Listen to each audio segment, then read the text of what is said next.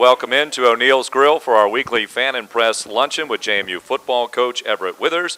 The Dukes have just wrapped up a 3-game homestand to open up the 2015 season, and in doing so, they defeated Albany 42-28 on Saturday. It's the first time since 2010 the Dukes have started the year at 3-0, and the 5th time in the 44-year history of the program. I'm going to join with Coach Everett Withers now to make his opening statement for this week's press conference. Coach? Thanks, Kurt. I'm going to start off with a little bit of injury updates so everybody's on the same page there. Pretty physical ball game. Got some bumps and bruises coming out of this one. Justin Bethea, backup cornerback, kind of a core special teams guy, received a concussion in the ball game, so he's under concussion protocol. He'll be, I would say, doubtful for the game on Saturday. So we hopefully can get Justin back maybe in a week or so. Casey Kroll, who went in the game as a backup offensive lineman, received a high ankle sprain. So, we're anticipating 2 to 4 weeks with Casey. As far as a high ankle sprain is, you never can tell much about the high ankle sprains. Mitchell Kurtz, who Casey went in the game for, also received an ankle sprain and an MCL sprain. But we expect Mitch came back in the game. We expect him to be back. We're going to have to do some things this week to take care of Mitchell, but we expect him to play. Raven Green received a thumb injury in the game. He's, I would say, probable for the ball game right now. Ishmael Hyman has a lower leg injury, and I would say right now he's doubtful for the ball game on Saturday. Justin Bethea had a shoulder injury during the game, but could have come back and may have come back for a play or two. He's probable for the game. And I believe that is Grant Westbrook, a backup defensive back, had a thigh injury, but he's probable for the ball game on Saturday. Coach, the other Justin you mentioned Bethea twice, I think. Justin Wellens. I'm sorry. That's okay. Justin Wellens had a shoulder injury in the ball game, and but I believe he'll be ready to go. He's probable for the ball game. All right, Coach, you talk about all of those injuries. We did see the linemen go down. It's very apparent when they go down because you got to go get 3 or 4 guys to haul them off the field oftentimes. Considering that and considering the number of turnovers that you did overcome in the game on Saturday, you have talked about putting your team through events. Is that why you put your team through events? Well, yeah, Kurt. It's part of what you have to do during any given season. That's any football team. You have got to be ready to go. Obviously play when somebody goes down, when things aren't going well. How do you respond? And I was, again, not pleasantly surprised, but thankful to see our team respond the way they responded to the events of Saturday. There was a lot of other events that happened Saturday, and they had to respond to them, and I felt like they did a good job. Austin Lane did speak to that in the post-game press conference the other day. The second half, Coach, when you came out at halftime, the Dukes took control there in the third quarter. Rushing the football certainly became the MO there, although you had pretty good balance both halves in rushing the football. But as you did come out in what did happen in the first half, what was the focus, the concentration as you started offensively in the second half? Well, I think it's how we went into halftime. What I do at halftime is I meet with the coaches first before I even talk to the team. And our objective was that we did not win the first half, so that was done. There's nothing we can do about the first half. We didn't win it. So as we said, what we wanted to do was say that when we go out again, we deferred, and we're kicking off to them to start the new game. And that's basically how we looked at the ball game, that we deferred. They won the toss, or we won the toss. We deferred, and we decided to kick off to them in the second half. And that's how we started the second half. We did nothing different in the game plan, nothing at all different. And our objective was to start over and have a better focus on what that game plan, what the plan to win is. And we were better in the second half. You went up by 3 touchdowns on Albany, 35-14, on a drive that I thought was sort of Albany-like. It was 16 plays, 80 yards. You used 5:05, which is 3 minutes above your scoring average at about 2 minutes per ball game. What can you tell us about that? What does that say about the way that your offense can be run in the sense that you can grind it out if necessary? Well, and I heard Coach Gattuso talk today on his press conference. They were really in a mode thinking that we were in a passing ball game, and we're never in a passing ball game. They gave us the run, really. They gave us the opportunity to run it. So if you give us the opportunity to run it, we're going to try to run it, and that's our objective. And that's what the game came down to. The runs were there, and we just continued to run the football. Our backs did a good job. We felt like, I think we rushed for the 2 running backs for 277, over 6.0 a carry. We felt like we left another 125 yards on the field rushing the football with some bad cuts, some missed blocks, and some things. So our objective going into every ball game is to try to be able to run the football. And like I said, we started the game over, so that was, the start of the game for us, so we wanted to run the football. You also wanted to stop the run. You said on your teleconference a little while ago you thought you could do a better job of that. Yep. But could you have won this game without what the defense did on Saturday? No. There were some drives that we had to get stopped that we put our defense in a bad situation a lot Saturday. If you look at it, we put our defense in a bad way. Anytime you turn the ball over 6 times, you put your defense in a bad way. But we would have not been able to win the football game if our defense hadn't stepped up and made some 3-and-outs and had some things done. They had a talented offensive line, 2 talented running backs. We didn't fit the run like we needed to, but we made some plays. I thought our back end played well. I thought they did a good job tackling on the perimeter and making some plays.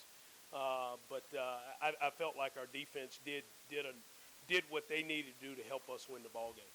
You also gave him credit pretty much for putting the pressure on the quarterback, Crook, so he couldn't get the ball necessarily to the receivers that he wanted to. He had to check down quite a bit or get rid of the ball in a hurry. Yeah, we felt like we had a pretty good plan to pressure their protection, and we got a number of hits on the quarterback. And we felt like forcing him to get the ball out of his hand was a big part of the ball game because we knew he had a very talented receiver and not just one, a couple that he could get the ball to. So we wanted to make sure we got the ball out of his hand. Let's turn now to a little bit of SMU, ready to go that route. Chad Morris, the head coach there in his first year there. You, I know, played against him or coached against him when he was at Clemson, and you were there at North Carolina. Any other times in this fraternity that you've crossed paths with Chad Morris? My last ball game at Ohio State in the Orange Bowl. Chad was the offensive coordinator at Clemson when we played, and they beat us in the Orange Bowl. Chad's a very talented. I've known Chad a long time. Chad, back when he was at Lake Travis High School in Texas, I've known Chad a long time. He's a very, very good football coach. I am not surprised at what they've done at SMU so far. If you look at the offense that they're running, it'll be like playing Clemson again. I think the thing that he's done, and again, throw schemes out the window. He's getting their kids to play fast and hard and physical. And to me, that's what you try to do as a head coach. It doesn't matter what you draw up on the X's and O's. It's a matter of whether or not you get your kids to play fast and hard and physical, and that's what he's getting them doing. He's inherited a lot of personnel, and he's got them to play better than they played before. And to me, I think that's a great sign of a head coach doing his job. How did this game come about on the JMU schedule? Well, I think it's just a matter of our athletic department looking at a spot in our schedule that would fit. We've got a great fan base in the Dallas area. So it gives us an opportunity to go down there and bring JMUs to another fan base, another region of the country that JMU represents very well. You're likely to face one of the top athletes I think the Dukes will face all year. Still goes without, still you got to work your way through the season, but Matt Davis is the guy. I mean, his numbers are very impressive. He was recruited at LSU, Arkansas, Alabama. You probably knew certainly of him when you were at Ohio State. He certainly has had a pretty good start. Yeah, he's a talented player, throwing the ball and with his legs. He's your, what you want is a dual threat quarterback. He can run it, he can throw it, strong arm, runs their offense well. Again, I think Chad's done a really good job of recruiting. They've got some talented kids in all their skill positions. They've got a couple running backs that are really good players, some talented wide receivers. So again, I think what he's done is he's taken what he's got. He's recruited his, he's had when you come in as a new coach, you have to recruit hard when you take a new job. And then you have to get those guys into what you already have and get those guys to start playing well together. And he's got them going hard. I'm really impressed with what they've done. That kind of takes me on my final question here before we turn it over to other members of the media. You've recruited hard, too, to get freshmen in here. Mm-hmm. You're playing freshmen right now, but this is the first time they will go on the road. How do you prepare a new class for what will be their first experience? And it's quite a trip. You're going to take the flight, the charter. It's a big-time deal for them, I'm sure. So how do you keep them settled in? How do you keep them tempered? Well, we got a plan that we follow every week, and we won't change that plan very much other than Friday practice and getting on a bus, going to an airport, getting on a plane. We'll get to a hotel, and we'll start our routine just like we do it at the Student Success Center. So we try not to vary the differences between playing at home and away very much at all for our players. So we don't anticipate any issues with travel and getting young guys to play, because it won't be much different from what we do when we're at home. All right, get them in that travel rhythm, I guess, the same as you do at home. Business trip. Yep, business trip, absolutely, for the Dukes. Let's turn it over to other members of the media here at O'Neill's Grill as we continue with our Fan and Press Lunch with JMU football coach Everett Withers. About how the team would respond in the practice after a game, particularly after losses. Mm-hmm. Given how the team struggled on Saturday, how did the team, specifically Vad Lee, respond in practice yesterday? They had a really good practice yesterday. Good players have bad games all the time. And the good players that are competitors come back and compete just as hard, or not harder, the next time they get to go out. And he did that yesterday at practice. I think he had one of his better Sunday practices yesterday, because he wanted to go back out and get out there and get that taste out of his mouth. And, we're forgetting, I think he threw for 4 touchdown passes Saturday too, so, and over 250 yards. So, he's fine. We also talked last year about how much you guys love road games, well, specifically you love road games. Mm-hmm. What are some of the aspects of playing on the road that you do like that plays to you guys, especially coming up this week? Well, I like taking a tight group of players on the road, and it's just us. I absolutely love road games. I hate playing home. I love playing road games because I like to take a group of guys that all got one mission, and there's not, you're not worried about tickets, you're not worried about all this other stuff, you're not worried about, what the crowd's going to be like. Doesn't matter. It's you against everybody else, and to me, that's what road games are. And I love doing that. I love taking a team on the road, and you get to have those intimate conversations on the road that sometimes you don't get to have at home. And you did touch upon this earlier with Kurt and Austin mentioned how resilient the team was to respond after those events on Saturday. How does that kind of help you guys in terms of your identity of this team and how this team is able to react pretty well to struggling first half? Well, I think it's a makeup of the kids that you have on your team, and what you recruit and what you inherit and what you try to mentor into being able to handle. We talk about E plus R equals O all the time, being able to handle those events and how you respond to them. And I think our kids are just, they've been beat that in their head so much now. They know how to respond to tough situations. And I think they're taking that over in the classroom, I hope. I hope they're taking that in their personal lives. I hope they're doing all those things. Their head coach didn't do a very good job at the press conference because I got on the refs. I didn't handle the event very well, so they did better than I did this past week.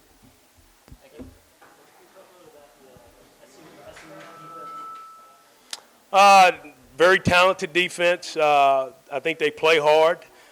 They played some very high-profile offenses and giving up some yards and some points. But, again, when I turn on the tape, I look and see how hard guys are playing. I don't really look at scheme a whole lot. How hard are they playing? Who's chasing the football? If they've got guys chasing the football and making tackles. But I think they're a good defense. I think they're going to get better as the season goes on. Anytime you play in that kind of offense, it's like our defense. When you play in that kind of offense, man, you have to, you have to hold on sometimes because you're out on the field real fast. And I think that they're adjusting to that style of play real good.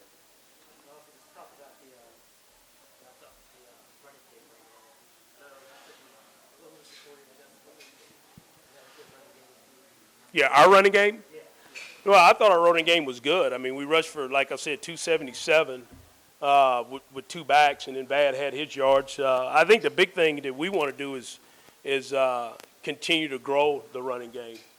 The two guys, Carden and Khalid, have done an unbelievable job running the football and take care of the football. So we just want to continue to grow it. And, we don't want to leave those yards out there on the field that we left out there. We rushed for, I think, 350 total, but we left another 125 out on the field Saturday. Coach, looking at the stats from the conference, you've got multiple players in the top rushing category and the top receiving category. How much of what you do offensively allows that to happen? I know you want to be versatile and be balanced, but how much of how you play on the offensive side of the ball makes that possible? Well, I think the biggest thing is when you run the number of plays that we run and how fast we want to go on offense. I think we had 98 plays last week. I think we had 40 first downs. To be able to do that, guys want to be a part of that. How do you get to be a part of that? You practice your butt off all week long so you can get your opportunities. And our competition in practice, I think, is unbelievable because guys want to get on that bus and they want to get in that huddle. They want to go play in the game because, I don't know, I think we had 8-9 receivers catch balls last week. So who doesn't want to get involved in that, Taylor Woods is chomping at the bit to get back in the rotation to play because he wants to carry the football. How is he going to get back in the rotation? He got to bust his butt all week in practice to get back in the rotation. So I think it breeds competition in practice. Competition in practice makes you better as a football team. So, I don't know how many guys are in categories. I don't really look at them, but I think it's a matter of having competition daily in practice so your football team can improve. And talking about the number of plays you run, you carried the ball a lot this past Saturday. Looking at SMU, they only average seeing about, 38 to 40 carries a game. You run a lot more than that. Is there a certain number you want to get to carrying the football this week? And if you hit that number, do you think that bodes well for your team? I think the touches, being positive touches in the run game, is going to be critical for us. I think they'll try to run the ball. Like I said, I know Chad. Chad wants to run the football too. He wants to run the football. He wants to be physical and run the football. I know that for a fact. And I will tell you a quick story. When I was at Ohio State, the Ohio State staffs and the Clemson staffs on offense spent like summer vacation together. So I know what the mindset is, and I know what Chad's mindset is. So it's to find a way to run the football. Go fast, but just like us, go and run the football. And take your shots down the field when you give them numbers to take the shots. So that's what the game's going to be about is we got to stop the run. That's going to be our mindset is stop the run. We've got to find a way to do that. And obviously we want to try to run the football also. Coach, as someone who does like to look long-term at the program, how big of an opportunity is this? And you mentioned, bringing the JMU product to that part of the country. Mm-hmm. How big of an opportunity is this for your team to kind of make a statement in terms of what JMU football is all about? Well, I believe every opportunity you got to go play a game and play well. I want to win every game we play. I want to go play well. I want to get better and compete and improve in every game we play. To be able to take the JMU brand on the road, that's a big step for JMU, I hope. I hope this is a positive for JMU athletics. To be able to take JMU to the Metroplex and have our fans in the Metroplex see the game. And I'm excited about that end of it. I'm excited about our team getting better. You know, obviously we're going to go try to win the game. But also I know that I hope JMU's brand is getting out there anyway, besides going to Dallas. One last one for me. I'll be the first to admit it's easy to maybe hype the game up to more than it might be. How do you as a coach and as a coaching staff drown out the noise for your players and not make the game more than what it is? Follow the plan that we follow every week. Don't do anything any different. And that's what we do. We don't do anything any different. We go practice the way we practice. We'll have Toughness Tuesday and Work It Out Wednesday and Thoroughbred Thursday and Fantastic Focus Friday, and we'll get on a plane and go play the game, just like we do every single week. All right, Coach, very good. Best of luck and good You know what, I travels. got to say something, Kurt. I Yes, got to sir. apologize to the CAA referees for calling them out on Saturday. Jim McConaughey, we had a conversation with Jim McConaughey, the head of officials.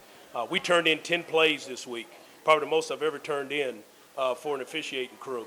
But I do want to apologize for publicly getting after the CAA refs this week.